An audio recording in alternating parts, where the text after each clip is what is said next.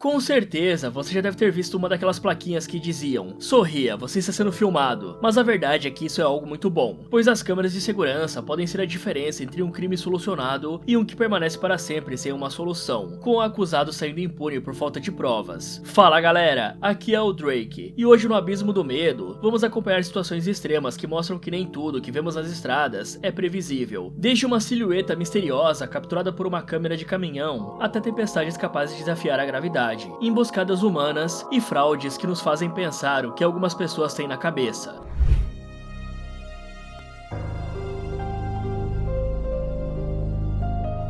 À noite, as estradas se transformam em um cenário muito mais perigoso do que durante o dia. Enquanto muitos dormem, os caminhoneiros encaram quilômetros sozinhos, com a responsabilidade de lidar com o cansaço e o peso da carga, que torna qualquer manobra mais lenta. Em 2023, um caminhoneiro chamado William Church estava passando às 2h30 da madrugada pela rodovia SR-87, entre Phoenix e Payson, no Arizona, quando sua câmera registrou uma coisa estranha. Vamos ver se vocês vão conseguir identificar. Na primeira vez que eu vi, foquei nessa luz no fim da estrada e fiquei me perguntando o que tinha de anormal, até prestar mais atenção e entender por que esse caso chamou tanta atenção. Agora o vídeo vai passar outra vez, mas mostrando onde está a estranheza. Como vocês puderam ver, do nada surge essa silhueta parada no canto da estrada, e todo mundo que viu esse vídeo pensou a mesma coisa: isso parece um fantasma, principalmente porque se olharmos com atenção, dá pra ver a continuação da faixa branca através da figura. Então, quando foi postado, o vídeo foi parar nos noticiários da Fox 10 Phoenix, que deram destaque à gravação e entrevistaram especialistas, motoristas e curiosos. Se fosse uma imagem mais sólida, talvez a polêmica não tivesse crescido tanto, mas essa silhueta parece estranha, como se fosse feita de neblina ou luz. Além disso, o local onde a aparição ocorreu não é qualquer trecho de estrada. Ele já tem relatos de acidentes fatais e pessoas que perderam a vida de uma forma repentina ao longo dos anos. E existem muitas tradições culturais que acreditam que espíritos de pessoas que partiram dessa maneira abrupta permanecem vagando, incapazes de se desprender do lugar onde perderam a vida. Precisamos levar em conta também essa questão da figura ser translúcida, o que já corta completamente a ideia de que poderia ser alguém parado na pista às 2h30 da madrugada, sabe-se lá por qual motivo. Mesmo assim, algumas pessoas mais céticas comentaram sobre a possibilidade de ser o reflexo de alguma placa ou sinal de trânsito próximo, mas quando a gente vai até o local pelo Google Maps, dá pra ver que não tem nenhum tipo de sinalização que poderia ajudar nessa teoria. E como eu falei antes, alguns especialistas deram suas opiniões sobre, e apontaram que o suposto fantasma poderia ser só um artefato da câmera, e esse termo é usado para descrever distorções ou efeitos visuais que aparecem em uma gravação sem que estejam realmente presentes na cena. Ou seja, o objeto ou pessoa pode até estar lá, mas a forma como a câmera registra acaba modificando a aparência. E como as câmeras de painel têm limitações bem conhecidas, um dos principais problemas é o borrão de movimento, que acontece quando alguma coisa se desloca mais rápido do que a câmera consegue registrar. E somado com ambientes com pouca luz, esse efeito ainda fica mais forte e pode fazer com que o objeto pareça transparente. Outro fator é a compressão do vídeo, que é um processo que reduz o tamanho dos arquivos, tirando alguns detalhes da imagem. Isso pode gerar linhas duplicadas. Então a explicação para a faixa aparecer através da figura seria basicamente essa. E considerando que o limite de velocidade da Rota 87 é de 65 milhas por hora, cerca de 105 km por hora, o caminhão estaria cruzando aproximadamente 29 metros por segundo, o que fez a figura aparecer por 2 segundos. E esse é um intervalo de tempo muito curto, com baixa iluminação e com um forte borrão de movimento. Nessas condições, uma pessoa ou até mesmo um animal andando próximo ao acostamento poderia facilmente parecer translúcido ou distorcido. E foi essa teoria que uma revista especializada em investigar fenômenos paranormais, chamada Skeptical Inquirer, deu como explicação, sugerindo que a imagem era um reflexo ou uma aberração óptica. E o argumento principal deles era que o fantasma permanecia imóvel e parecia ter a mesma intensidade luminosa do brilho do farol refletido em superfícies próximas. Só que para algumas pessoas isso não colou, porque a explicação não parece ser suficiente. Afinal, porque um reflexo teria exatamente o formato de uma pessoa? E se era uma pessoa, o que ela estava fazendo parada na estrada no meio da madrugada? Sem contar que a posição que essa pessoa está não parece com alguém que quer atravessar a rua. E o caminhoneiro não ter parado para verificar deixa o mistério em aberto. Mas quem no lugar dele pararia para ver se realmente se trata de um espírito perdido, não é mesmo? Já que poderia ser um ladrão querendo roubar o cara. Mas nem toda a gravação do painel de um caminhão é sobre estar dirigindo à noite com um perigo desconhecido. Às vezes, a situação consegue ser ainda mais assustadora, como a gente vai ver a seguir.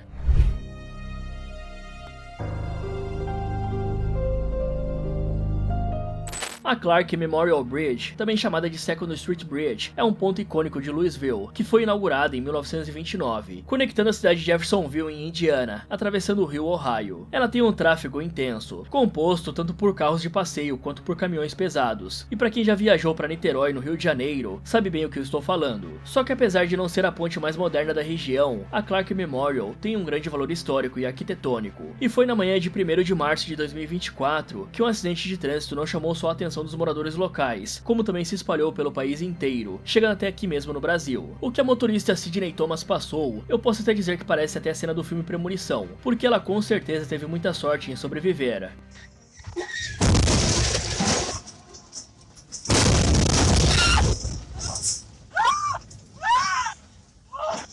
Dá pra ver na hora quando um carro que vem da outra pista parece bater em um carro que está parado ou passa raspando, e então invade a faixa contrária. Quando o seu caminhão é atingido, a motorista perde completamente o controle dele e vai em direção à lateral da ponte. E se ela tivesse atingido a estrutura de sustentação, com certeza seria menos impactante do que ter dado o azar de ir exatamente na direção em que nada podia parar. E quando metade da carreta fica suspensa no ar, balançando sobre o rio Ohio, sendo sustentada só pelo peso e pelo equilíbrio da cabine, a Sidney está presa no cinto de segurança e não tem para onde correr. Porque diferente de um filme de ação onde o protagonista ia simplesmente se soltar e escalar o caminhão, fazer isso na vida real é uma tarefa impossível, principalmente no caso dela. Porque na gravação a gente não consegue ver a real extensão do problema, mas quem estava fora da ponte tinha uma vista completa e perturbadora da situação. Imagina só o desespero de ter que permanecer ali. É uma aposta de vida contra o tempo e a gravidade. Então por mais que o vídeo não tenha áudio, nós podemos ter certeza de que ela está gritando desesperada por ajuda. E os motoristas que passavam pelo local pararam e ligaram para os serviços de emergência, que não demoraram muito para chegar, com equipes de polícia, bombeiros e paramédicos cercando a ponte e tentando entender melhor a forma de agir. A situação era extremamente delicada, porque qualquer movimento errado poderia desestabilizar a cabine e provocar a queda no rio, que provavelmente seria fatal. E pensem comigo, ela estava a cerca de 20 metros de altura, o que dá um prédio de 7 andares. As chances de acabar ficando desacordada com o impacto são enormes, e se a Sidney sobrevivesse, porque uma queda assim ia simplesmente destruir a cabine onde ela está. O resgate levou cerca de 40 minutos e foi conduzido por uma equipe de operações especiais dos bombeiros de Louisville, com um bombeiro, Andrew Cutler, descendo de rapel até a cabine do caminhão. Todas as pessoas estavam torcendo para que o resgate fosse efetuado com sucesso, com a imagem sendo transmitida ao vivo por helicópteros de emissoras locais. E com certeza ver um bombeiro descendo pela lateral da ponte e retirando a motorista de dentro de uma cabine suspensa sobre um abismo foi um espetáculo de coragem que emocionou milhões de pessoas. E com certeza esse cara é um herói. Depois de estar segura, a Sidney foi encaminhada ao hospital, onde recebeu atendimento e não apresentou ferimentos graves. Dias depois, ela ainda deu uma entrevista para falar um pouco sobre a experiência, onde descreveu que os minutos dentro do caminhão foram os mais longos da sua vida, e que ficou orando e pedindo a Deus para que desse uma segunda chance a ela. Ainda disse que em alguns momentos achou que não ia conseguir sair com vida, e é realmente impressionante que ela tenha sobrevivido, porque talvez um centímetro a mais fosse suficiente para definir o seu destino. Enquanto isso, o culpado de ter causado o acidente foi identificado e indiciado pela conduta, mas ele não teve essas informações divulgadas. E casos como esse mostram o perigo iminente de um fim que todos estamos sujeitos, porque a Sidney estava só vivendo a própria vida, e por muito pouco não perdeu ela. Só que quando o que te coloca em risco não é sequer uma pessoa imprudente, e sim uma força da natureza.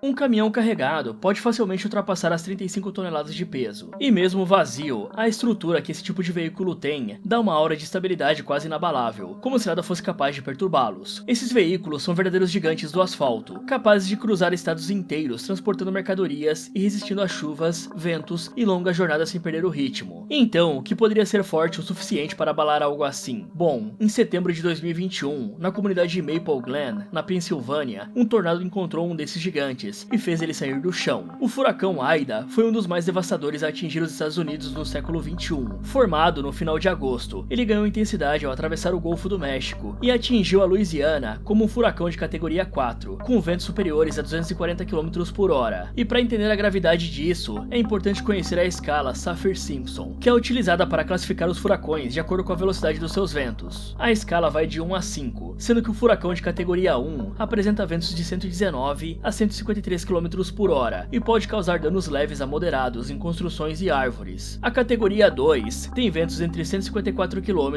e 177 km por hora e já provoca danos consideráveis em telhados, janelas e vegetação, oferecendo riscos para veículos mais leves. Na categoria 3, entramos no que é considerado um grande furacão, que possui ventos de 178 a 208 km por hora, e esse já começou a afetar casas e derrubar árvores. E aí chegamos à categoria ao qual o Aida pertenceu. Ela é caracterizada por ventos de 209 a 251 km por hora e provoca danos catastróficos. Até mesmo edifícios bem construídos podem sofrer, carros podem ser lançados ao ar e áreas inteiras podem se tornar temporariamente inabitáveis. Esse tipo só perde para os de categoria 5, que é o tipo mais extremo, capaz de destruir praticamente tudo, com ventos superiores a 252 km por hora. E a partir da Louisiana, o Aida avançou pelo interior do país, perdendo força gradualmente, mas ainda trazendo chuvas torrenciais, enchentes repentinas e tempestades capazes de provocar destruição em larga escala. Era de tarde, enquanto os moradores acompanhavam alertas meteorológicos de que os ventos estimados entre 180 e 220 km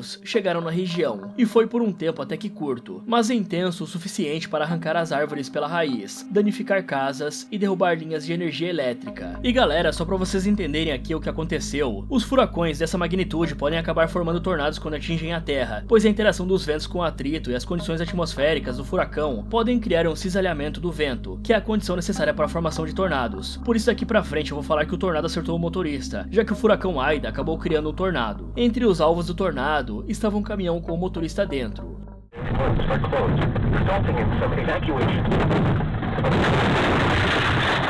E eu não sei vocês, mas essa filmagem chega a causar uma sensação de estar sufocado. Imagine se encontrar na situação do cara do vídeo, vendo os ventos ficando cada vez mais fortes, até os fios de energia estourarem, e o único lugar onde você sempre acreditou estar seguro começar a mostrar que não vai aguentar. A força é tanta que a carreta é empurrada para o lado e acaba tombando. E agora que você já sabe como funciona a escala Saffir-Simpson, pode entender o quão perturbadora é essa cena, porque se um categoria 4 conseguiu fazer isso, quão destrutivo pode ser um categoria 5? Felizmente nesse caso, segundo os relatos, o motorista foi resgatado só com ferimentos leves, o que foi um alívio para as equipes de emergência, que já estavam de prontidão por causa do alerta. Só que mesmo que sejam raramente registrados em vídeo, situações envolvendo caminhões e tornados não são incomuns nos Estados Unidos, porque o peso elevado desses veículos não garante imunidade contra os ventos de alta velocidade. Por isso, o Serviço Nacional de Meteorologia dos Estados Unidos recomenda que os motoristas de veículos pesados jamais tentem enfrentar tornados. Em vez disso, devem procurar abrigo em estruturas resistentes ou, se possível, abandonar o caminhão e se deitar em fossos ou áreas mais baixas do terreno, o que é uma alternativa para o último caso, já que ficar ao ar livre durante um furacão pode acabar fazendo você ser arremessado, mas ainda assim é mais indicado do que permanecer dentro de um caminhão, porque por mais protegido que pareça, pode ser fatal. No caso do vídeo, o motorista não teve essa chance, porque o vento foi rápido demais, e aí sair para tentar se proteger de alguma forma teria sido uma sentença de morte.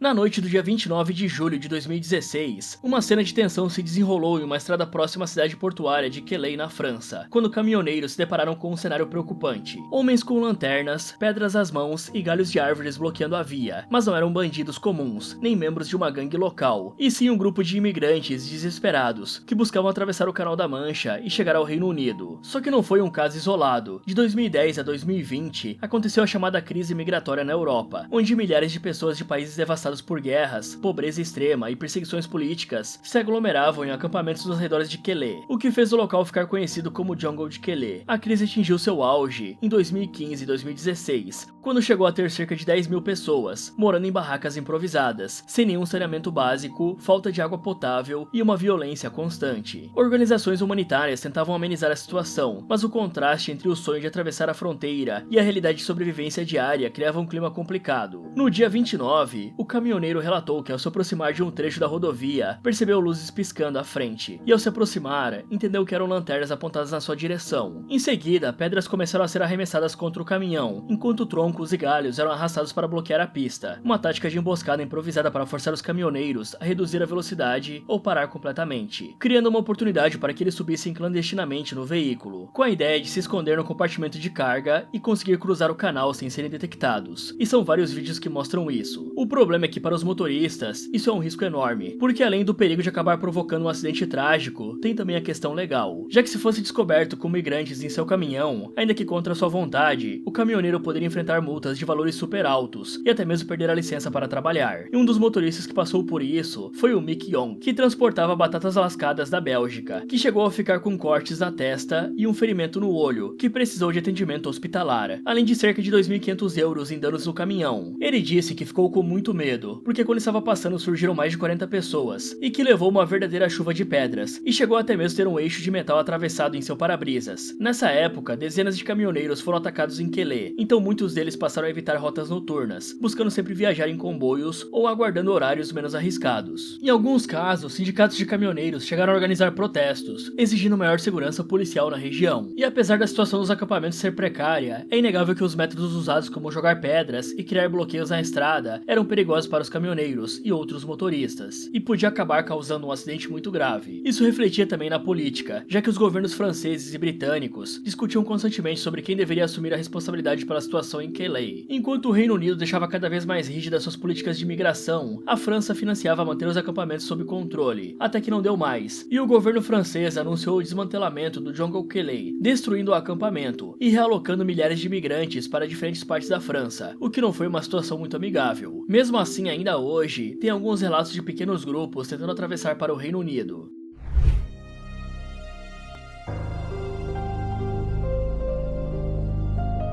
A ideia dos Simpsons prevendo o futuro vai desde coisas como o Brasil perdendo para a Alemanha na Copa, até coisas mais pesadas, como o 11 de setembro. E algumas explicações do porquê isso acontece entram na ideia de que eles têm tantos episódios que já conseguiram explorar quase tudo. E eu estou falando disso porque às vezes a realidade consegue ser tão absurda que parece ter saído direto de um desenho animado. Uma dessas situações são as chamadas iscas humanas, uma fraude onde alguém se joga de propósito na frente de um carro em movimento, na tentativa de arrancar dinheiro do motorista ou conseguir indenizações com o seguro. Só que esse tipo de fraude não é uma coisa tão inocente. Ela acontece em vários países, especialmente em locais com circulação alta de carros e regras rígidas de indenização por acidentes. A lógica é simples. Se uma pessoa for atropelada, mesmo de leve, há uma grande chance do motorista ser responsabilizado, seja legalmente ou por medo de sofrer alguma represália. Porque se você está passando na rua e vê alguém sendo atingido por um carro, a última coisa que vai passar na sua cabeça é que essa pessoa fez de propósito. Então se o motorista começar a fugir, é capaz de deixar todos ao redor irritados. Mas sabe aquele meme do nivelei o jogo? Então, as câmeras nos carros basicamente fizeram isso. E aí os vídeos de pessoas se jogando na frente dos carros começaram a surgir na internet. Esse que está passando agora aconteceu em New South Wales, na Austrália. Nesse primeiro vídeo, a gente consegue ver que aquela mulher corre pro meio da rua e se prepara pro impacto. E como o motorista não esperava por isso, ele não consegue frear rápido o bastante, o que com certeza deve ter deixado um belo hematoma na pessoa, porque dá pra sentir a pancada que ela levou. E na mesma hora vem alguém para ajudar, que não dá pra saber se é um cúmplice ou só uma pessoa que estava passando na rua e acabou vendo a cena. Nesse outro vídeo, a situação repete praticamente do mesmo jeito. A diferença é que o motorista agora fica parado e logo surge o que parece ser um guarda. E é aí que entra a situação que eu falei pra vocês agora há pouco, que é sobre alguém de fora ver automaticamente e pensar que a pessoa dentro do carro é errada. Só que as tentativas de fraude desse tipo colocam em vida a risca do próprio ator, que se lança em frente a toneladas de metal em movimento, além de ameaçar a segurança de motoristas e pedestres, que não tem nada a ver com o esquema. Talvez seja por isso que tem alguns golpistas que vão mais preparados e usam até um capacete, para evitar ter um trauma craniano, como nesse caso aqui que foi registrado com fotos, e mesmo com elas dá pra ver que foi proposital. Na primeira imagem ele vem correndo olhando diretamente para a van, na segunda ele já está sendo atingido, mas eu deixei o melhor pro final, onde o nível da cara de pau é tão grande que é impossível explicar o que uma pessoa dessa tem na cabeça, porque a mulher surge andando no meio da rua, na direção do carro, na maior tranquilidade, e até chega perto o suficiente do veículo já parado e se deita no chão. Nesse caso nós podemos afirmar que a segunda pessoa é um cúmplice, porque a primeira coisa que o cara faz é pegar o celular para tirar fotos de um ângulo que a placa do carro apareça junto com a falsa vítima. Não foi à toa que eu comecei a falar desse caso comentando sobre os Simpsons, porque talvez aqui seja o primeiro lugar a falar disso, e quem sabe daqui a pouco não vai começar a aparecer por aí uma nova previsão do desenho, já que em 1997 foi lançada a 9ª temporada de Simpsons, onde tem um episódio onde a Lisa se sente mal por conta do gene da sua família, e o Homer resolve chamar outros Simpsons da cidade para falar as suas profissões, e é quando tem essa cena aqui. Você. Eu pulo na frente de carros e processo os motoristas.